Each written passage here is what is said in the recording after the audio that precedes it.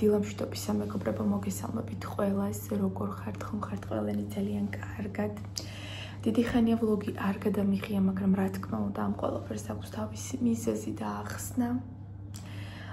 ძალიან ცუდი რამ მოხდა ჩვენთან, ძალიან ცუდი რამ, ძალიან გულდა საწყვეტი.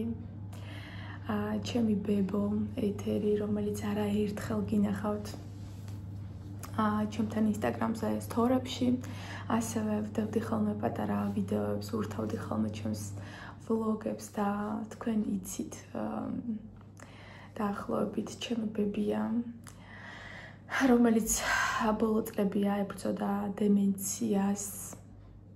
სულ მეკითხებოდით ხოლმე დედა ჩემი სად არის, რატო არ არის ჩემთან ერთად და ასე შემდეგ და ასე შემდეგ. უბრალოდ ყოველ ჯერზე ამაზე არ ვსაუბრობდი, ერთგან მაქვს ნათქვამი და ახლაც ცოტა ესე შეგახსენებთ და ცოტას ვისაუბრებ ამ თემაზე. დედა ჩემიული და დედამის, ანუ ბებია ჩემს, ეთერიჩკას, რომელსაც ჰქონდა დემენცია 5 წელი, ანუ 5 წლის განმავლობაში, თავისი ყველაფრით თუ რამე აქვს ამ დემენციას, ყველაფრით დატანჯა და ბოლოს გარდაიცვალა. იყო 88 წლის, ანუ დემენციასთან ერთად პლუს ასაკიც იყო, 88 წლის იყო. თავიდან ცოტა კი არა, კარგად აგრესია, ანუ დემენციას აქვს აგრესია და ჰქონდა ეს აგრესიული მომენტებიც, თუმცა მალევე დამშვიდდა. და მე როგორც ხდება ხოლმე, ნელ-ნელა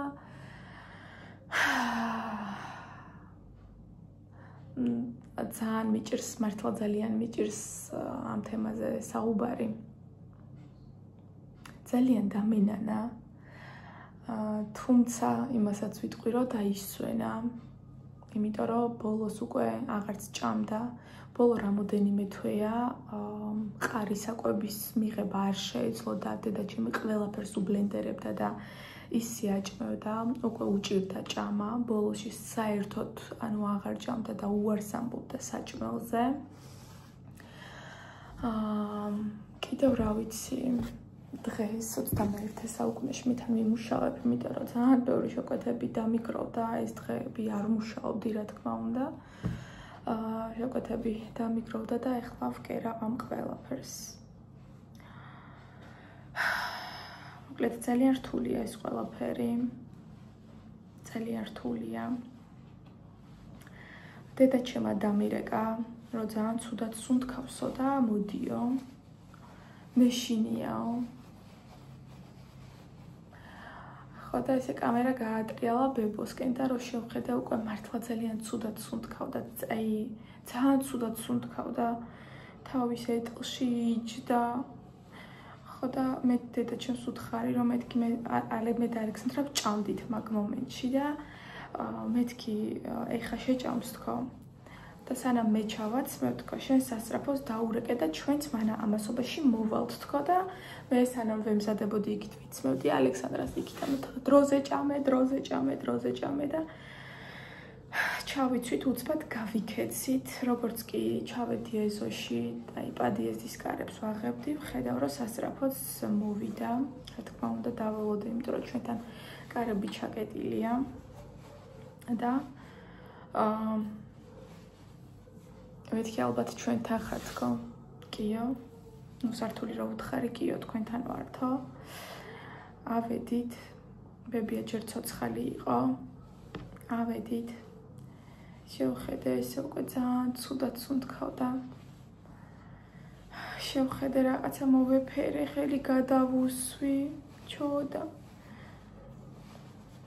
და სასწრაფო რო შეხედა, თქვა, რომ ეს თქვენ ვარიცითო, ახლა არისო კომატოზურ მდგომარეობაში და აქვსო ერთეული ამოსუნთქვები. ანუ ეს ერთეული ამოსუნთქვები, რომ მითხარ, ჩემს არაფრის მთქმელი არ იყო, ანუ მე არ ვიცოდი ეს რა იყო. ანუ არ ვიცი რა გავაკეთო. ხო და მე ვიფიქრე რომ მეთქი ალბათ მოდი სასწრაფოდ გადავიყვანოთ და რას ლაპარაკობთ ქალბატონო შეიძლება კიბეებზეც ვერ ჩავასწროთ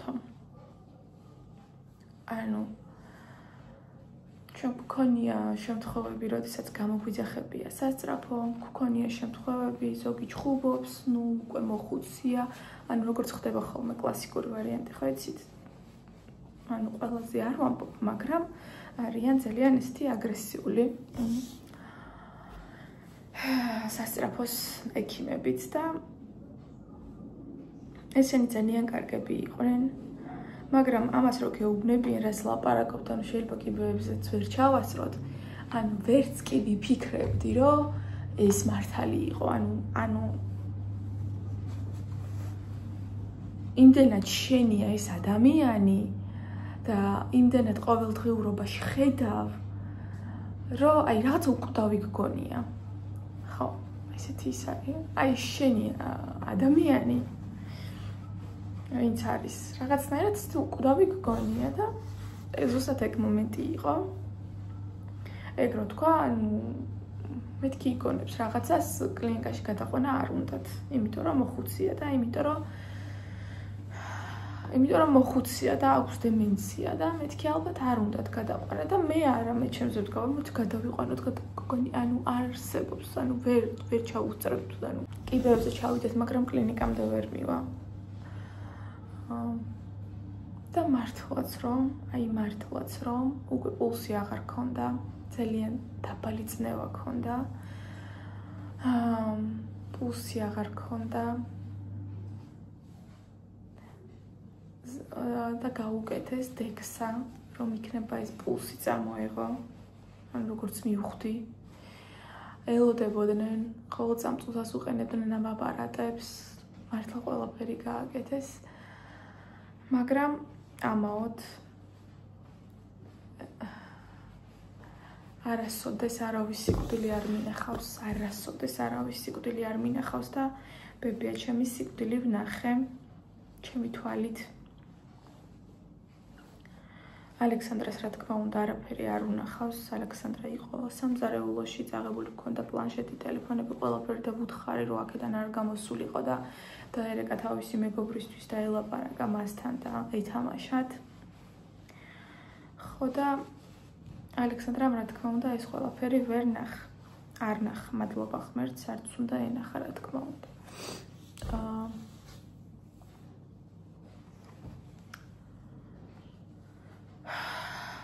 მერე როგორც ხდება ხოლმე, ბებია გარდაიცვალა, სასწრაფო წავიდა, დედაჩემს არ ეჯერა.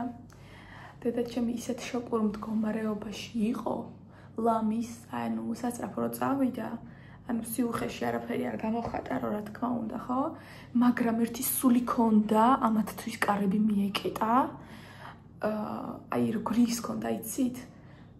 აგრესია საერთოდ არ ქონდა დედაჩემს, მაგრამ ერთი სული ქონდა, ესენი წასულიყვნენ, თითქოს გააგდო ესენი და შემოდივარ და ხელში წამწვდა ესე და მე დედიკო, მკვდარი არ არისო იძახის, არ ეჯერა.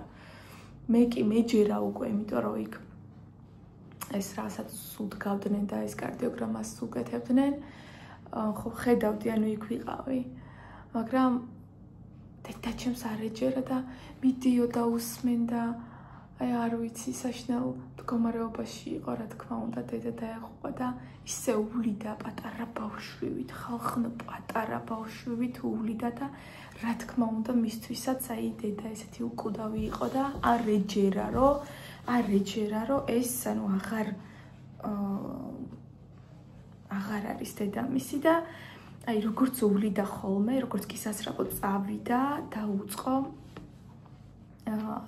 ნაწოლები ქონდა უკვე ცოტა გაჩენილი და დაუწყო ამ ყველაფრის შეცვლა, უკვე შეცვლილი, რა თქმა უნდა, რომ სასწრაფოს ეს ყველაფერი სუფთად და ლამაზად დაახვედრა, დედაჩემი ამ მხრივ არის რაღაცა ზესასწაული კოპწია და მართლა ძალიან მაგრათული და ბებიას, არ ვიცი, ვინმე თუ შეძლებს ასე მოვლას. მე არ ვიცი თუ შეძლებ ღმერთმა დააჭიროს, მაგრამ მე არ ვიცი.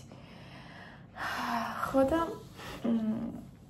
ისედაც ნაბსასწრაფო მოვიდოდა, ისედაც ხო ეს ყველაფერი პროცედურები, ყველაფერი ქონდა ბებიასთვის ჩატარებული, რომ სუფთა დაეხვედრებინა და მაინც მოხუცია და ხო იცით როგორ ხდება ხოლმე ვიღაცა ზიზღი აქვს, ვიღაცა ზის, ვიღაცა ეს და დედა ჩემი უვლიდა ამას მაქსიმალურად და ანუ ეს ყველაფერი გაკეთებული კიდევ ხელახლა და ანუ იმდენად არ ეჯერა რომ ისევ ხელახლა უკეთებ და დედიკო ნუ გაუკეთებ მეთქენ ვეუბნები ანუ აწი აზრი აღარ აქვს თქო ნუ გაუკეთებ თქო და არაო მაინც საჭირო არისო ესე იცახ და თმები დავარცხნა ეს ყველაფერი შეუცვალა ეს პლასტერებზე ვამბობ ხო და მოკლედ აი ესეთი ამბავი მოხდა მეგობრებო დაისვენა გული მაგით მაგ მშვიდად დაისვენა მთელი ცხოვრება იწვალა აი მთელი ცხოვრება იწვალა ბებია ჩემმა 24 წლის დაქვრივდა ნათქვა ინსტაგრამზე მაქვს ამაზე ნასაუბრი 24 წლის დაქვრივდა დარჩა 3 შვილით შემდეგ დაეწყო სახლი ხელახლა ააშენა მუშაობდა არ გათხოვილა ონკოპაციენტი იყო თვეებს უთვლიდნენ გადარჩა დემენციით დაიღუპა შვილიშვილები გაზარდა ჩვენ ყველანი ერთად ვიზრდებოდით დედა ჩემი და ბებია ჩემი გვზრდიდნენ აი მონიკას რო ვახსენებ მონიკა ვერონიკა და ასე შემდეგ ჩემი ბიძაშვილები მარიკა რომთანაც მოსკოვში ვიყავი ერთად ვიყავით მოსკოვში ირაკლი მოკლედ ეს ყველანი ვიზრდებოდით ერთად და ბებია და დედიკა გვზრდიდნენ რა ვიცი 1000 ბევრი და მაგარი რაღაცა აქვს გაკეთებული და სანამ დაიღუპებოდა რა თქმა უნდა დავიწყეთ მამაოსთან რეკვა რომ იქნება აზიარონ იქნება ესე იქნება ასე მაგრამ ზიარებით არ აზიარეს მეუბნებოდი რომ იყო ასეთი და ასეთი ავადმყოფი მამაო მეუბნება რომ თავისი სურვილით გამოხატაო მეთქი ჩაწოლილია 2 წელია და საერთოდ არ მეტყველებს ანუ თავისი სურვილით რანაირად შემდეგ ხო ჯანმრთელობის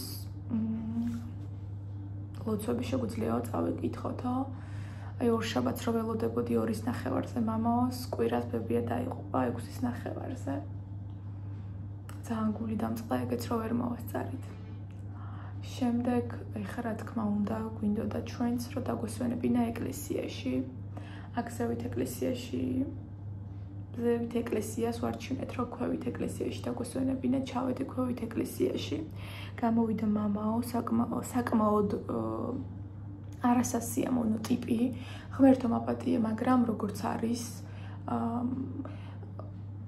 მე ზოგადად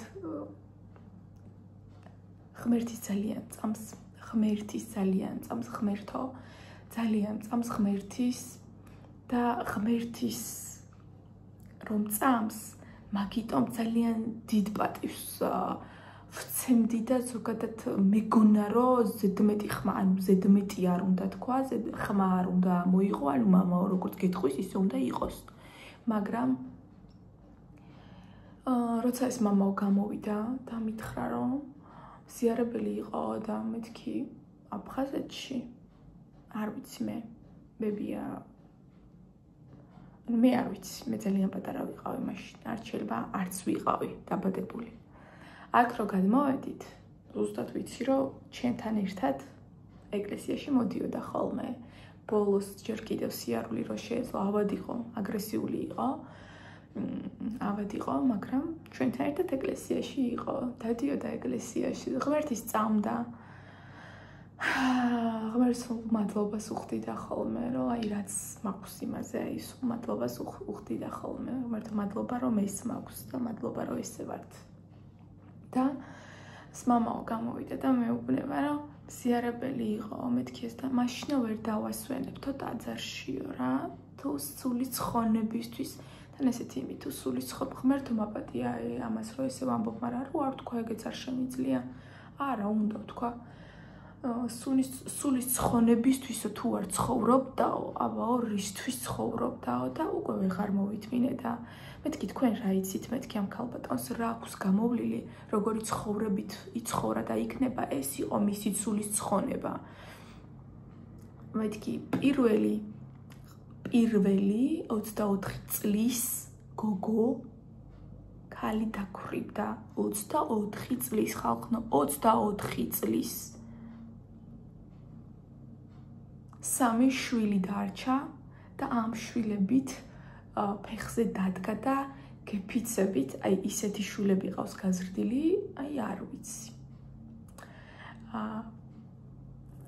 და მეთქი იქნება ეს არის, ანუ მამოსული იქნება ეს არის სულის ცხონება, რომ არ გათხოვდა და მთელი თავისი ახალგაზრდობა შეწირა თავის შვილიშვილებს და აი ესე პატიოსად იცხოვრა, ხო იქნება ეს, ანუ უბრალოდ უსამართლობის გრძნობა გიჩნდება ადამიანს, რომ მამაო, რომელსაც შეიძლება ძალიან ბევრი ცოდვა ქონდეს ჩადენილი და გამოდის, იმიტომ რომ მამაოა და აქვს ყველაფრის თქმის უფლება შენთვის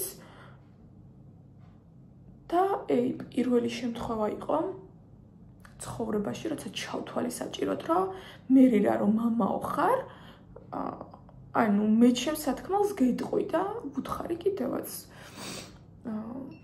და ძალიან კმაყოფილი ვარ და ძალიან ვამაყობ იმით, რომ ყველაფერი ვუთხარი, რასაც ვფიქრობდი და წამოვედი. ალექსანდრაც მედგა იქ და უკვე რომ შემატყრო ვიძაბებოდი. ტონი არ ამიწევია, უბრალოდ ვუთხარი. და გული ძალიან მშვიდი მოქვს ახლა და ძალიან ბედნიერი ვარ, რომ ვუთხარი. და ალექსანდრა უკვე რომ ხედავდა, რომ მე ცოტა დავიძაბე, დედიკო რა მოხდა, მეკაჩებოდა ესე.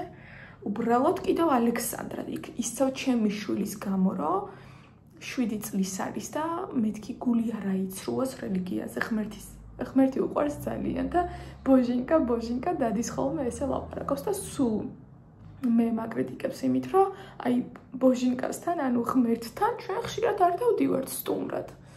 სულ ეს აქვს რა, ანუ ხშირად უნდა ვიაროთ დედიკო მომენტები ქონდა, რომ ეკლესიაში წავიდეთ, ანუ თვითონ თავისი სურვილით, მე ანუ საერთოდ მე ყოველ ჯერზე ესე წირვაზე და იმაზე არ დავდივარ, მაგრამ მე ღმერთის მწამს და მე ჩემს სურვილებს და შინაგან სამყაროს ვუსმენ. მე ვგრძნობ, როცა უნდა წავიდე ეკლესიაში. არავინ არ დამიწეროთ, რომ ანუ და არა ეს არასწორია, ასე უნდა ქნა, ისე უნდა ქნა. შეიძლება. არავინ არ გეუბნებათ, რომ არა, უბრალოდ მე მაქვს ჩემში მიღებული ის, რომ მე ვუსმენ ჩემს შინაგან მდგომარეობას და მე როცა მინდა ღმერთთგანა, იმიტომ რომ მიჭირს და მაგიტომ მივდივარ ღმერთთან, არა, როცა კარგად ვარ, მაშინაც მივდივარ ხოლმე ღმერთთან. სახლში თითქმის რა ვიცი, ყოველდღე არა, მაგრამ ძალიან ხშირად სანდალს ვანთებ და ღმერთს მადლობას ვეუბნები. ნუ ეს ჩემი პირადულია, რელიგიაც ძალიან ისეთი თემაა და დიდად არ უნდა ვისაუბრო ამაზე. უბრალოდ აი ბებიაჩების დროს ეკლესიასთან ცოტა უსამართლობას რო შევაწყდი, მაგიტომ ჩავთვალე, რომ აუცილებლად მე რომ მამაო ხარ, აუცილებლად მე შენთვის პასუხი უნდა გამეცე. ვოთ, ესეთი ამბები. და სანანია ის რაც მოხდა, ძალიან სამწუხაროა ის რაც მოხდა, მაგრამ არავინ არ ვრჩებით აქ.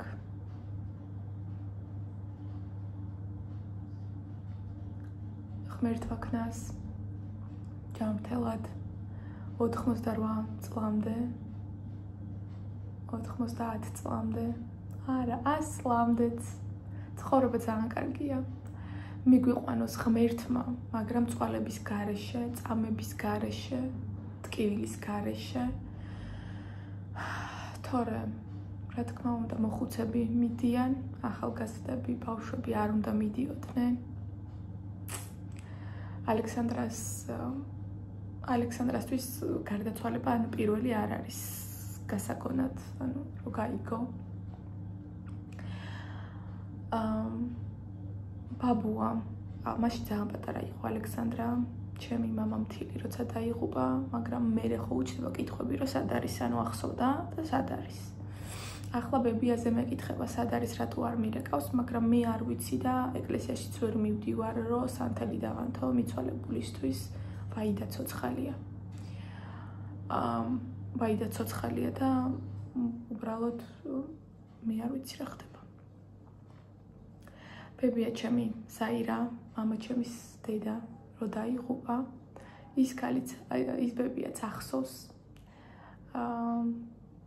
და უბრალოდ სასაფლაოზე რომ მიმიყვანია, ანუ კითხვები აქვს, რა თქმა უნდა, რომ სად წავიდნენ, რა მოხდა და სულ ვეუბნები ძალიან მარტივიანით, ანუ არც იმას ვუმალავ, რომ ვაიმე, რაღაცა ცოცხალია და იქ არის წასული, არა.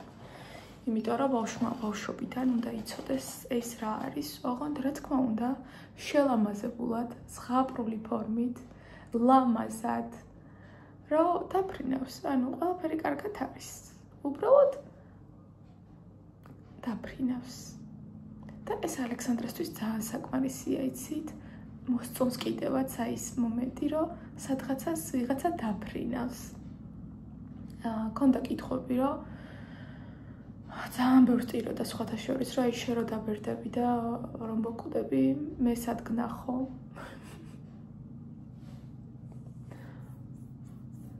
და მაგაზეც ვეუბნები ხოლმე, რომ ანუ მე ხელახლა დავიბადებით და ისევ ერთად ვიქნებით, შენ არი ნერვი ხო?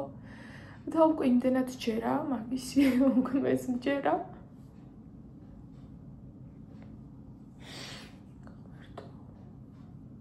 რთულია ბავშვს აუხსნა, ძალიან რთულია. არც ვიცი სიმართლე გითხრათ, ანუ სწორია თუ არა სწორია, მაგრამ მე მირჩენია, რომ ჩემი შვილი ადამიანურად გაიზარდოს და იცოდეს რაღაცები ბავშვობიდან ლაითად და არ იყოს მოტყუებული. არასდროს არ მომიტყუებია ჩემი შვილი განქორწინებასაც მეუღლე რა უთხარი სიმართლე შალამაზებულად, რომ მისთვის ძალიან სტრესის მომგვრელი არ ყოფილიყო, მაგრამ იცის აბსოლუტურად სიმართლე, რაც მოხდა. და ანალოგიურად სიკვდილზეც აქვს კითხვები და რა თქმა უნდა ველაპარაკები. ოღონდ ველაპარაკები ისე როგორც მე ვთვლი საჭიროდ, მე ვიცი ჩემი შვილის შინაგანი ის დასულიერი მდგომარეობა და მე ვიცი რამდენად და რა დონემდე უნდა მივაწოდო ინფორმაცია. თქვენ შვილებს უკეთ იცნობთ და იცით ალბათ როგორ უნდა მიაწოდოთ ინფორმაცია, ზოგი უმალავს, ზოგი ეუბნება. აი მაგალითად ჩემი მდგომარეობა ავიღოთ.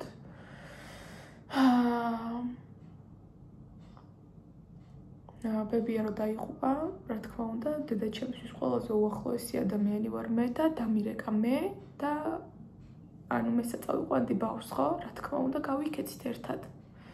და всё, უკვე მონაწილეა და უკვე იცის ბავშვმა სად მივდივართ, რატომ მივდივართ, იცის რომ იქ არის ესეთი ხუცი ბებია, აქ სასწრაფოს ხედავს, ანუ ხვდება რომ რაღაცა ისე ვერ არის, როგორც იყო ყოველთვის ბებიასთან რომ მივდიოდით.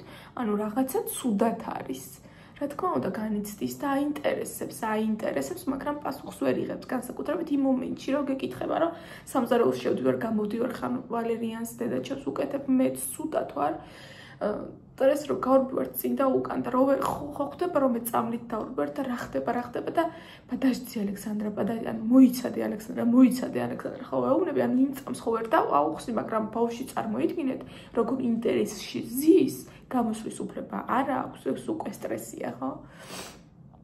მაგრამ მარაუშავს ნელ-ნელა თანდათან გაიზრდება და რა თქმა უნდა, ეს ყველაფერი ეცოდინება რა და როგორ არის. მაგრამ მე მაინც რაღაცა კმაყოფილი ვარ ჩემი საქციელით, რომ არ ვუმალავ და ბავშვობიდან რომ ვუნერგავ ადამიანურ მომენტებს ამას ვერავინ ვერ გავექცევით, ადრე თუ გვიან მაინც ნახავს და ნელ-ნელა მე არ ვამბობ, რომ ვიღაცის სიკვდილი უნდა ნახოს, ვიღაცის გასვენებაში უნდა იაროს, საერთოდ არა, საერთოდ არ ვაპირებ. მე მეყოფა მთელი ჩემი ბავშვობა დავატარებდნენ ხოლმე ეს არავითარ შემთხვევაში. ყველაზე უახლოესი ადამიანები, როდესაც მიდიან, რა ვქნათ.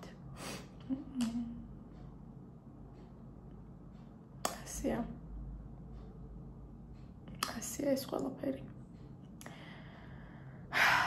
აი ესეთი ცუდი ამბით ვარ დღეს. ბებია უკვე დავკრძალეთ. მე შევუდექი საქმეს. მაქვს ძალიან დიდი შეკვეთები, როგორც გეუბნებოდით ამ დღის განმავლობაში. ამ დღეების განმავლობაში უბრალოდ შეკვეთებს ვიღებდი, იმიტომ რომ ფინანსურად ეხლა ძალიან ისე ვარ და რა თქმა უნდა, მჭირდება კარგი შეკვეთები.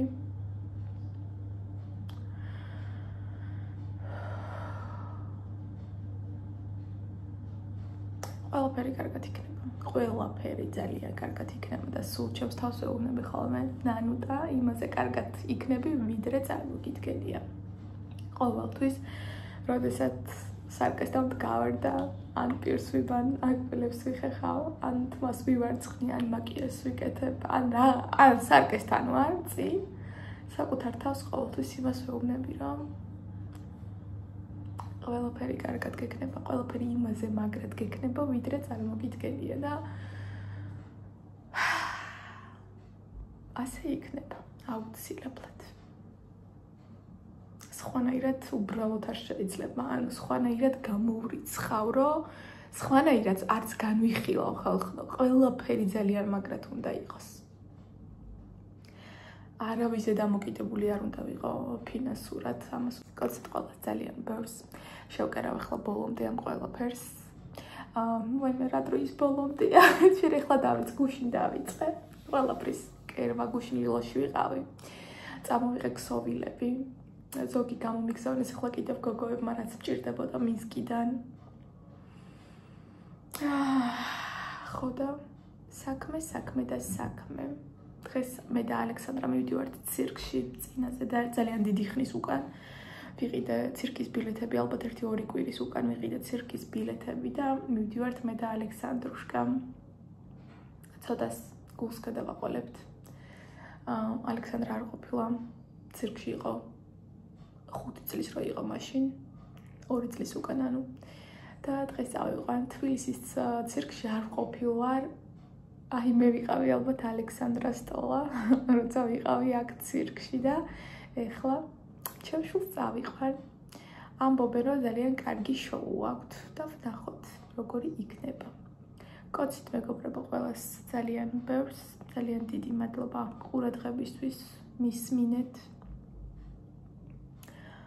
და რა ვიცი, არავის ოჯახში გაჭირვება არ ყოფილიყოს, ასეთი ამბავი ცუდი არ ყოფილიყოს და ყველას ბედნიერად და ჯანმრთელად გვეცხოვროს. ჩემი სურვილი არის ეს. კოცით მეგობრებო და დროებით. აწიგან მოახლებ ხოლმე ვიდეოებს.